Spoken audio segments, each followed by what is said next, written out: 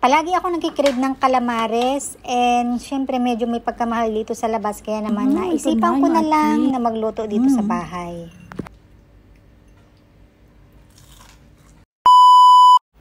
Ito yung mga squid na gagamitin ko. Bali ito ay nabili ko lang din sa supermarket and frozen nga po pala ito. At dito naman gagawa naman ako ng magiging breading ng ating pusit. Ayan, gagamit ako dito ng cornstarch.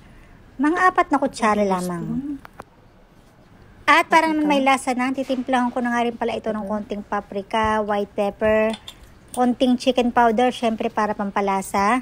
At naglagay nga rin pala ako dito ng konting asin, konting-konti lamang.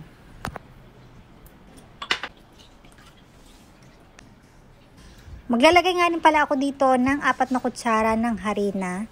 Halu-haluin para magtunaw lahat, ayan. And dito naman sa kabilang bowl, gagamit ako dito ng breadcrumbs.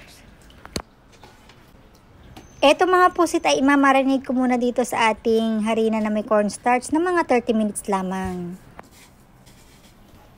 Tapos na nga yung 30 minutes kaya ito pwede na natin i-coat dito sa ating breadcrumbs. Tigda 2 lamang yung paglalagay ko dito para hindi naman siya ma-overcrowd, para mahalo ko ito ng mabuti. Kapag gumagawa pala nito, ayan guys, kung mapapansin nyo, medyo makalat lang talaga pero okay lang yan. Kaya rebels naman, lulinisin natin yan mamaya. Ito na lahat yung nagawa ko. Maghahanda na ako dito ng aking kawali at maglalagay ako dito ng medyo maraming mantika. Medyo maraming mantika yung gagamitin ko dito dahil para naka-deep fry yung ating pusit. Ayan na, kapag medyo mainit na yung ating mantika, make sure nyo lang po talaga na mainit na talaga bago natin ilagay yung ating pusit.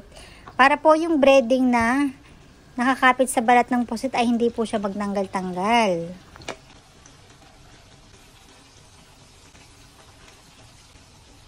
Ayan, dahan-dahan lang po dito yung pagbabaliktad ko para hindi naman po ma-deform or matanggal yung mga breading.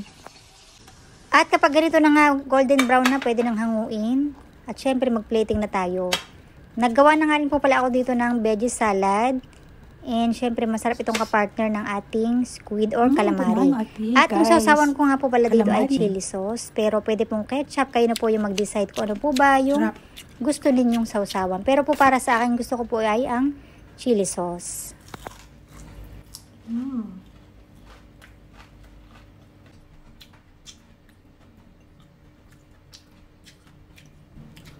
Napakamura lang din po ng pagkakabili ko dito sa pusit. Parang 11 ringgit something lamang siya and kalahating kilo na. Kung wala po kayong mabili ng parang frozen na pusit, ay pwede naman po kayong bumili ng fresh at hiwa-hiwain nyo na lang po ng parang ganito. Sana po ay matry nyo po yung ganitong luto. Salamat sa panonood. Bye. Yun lang.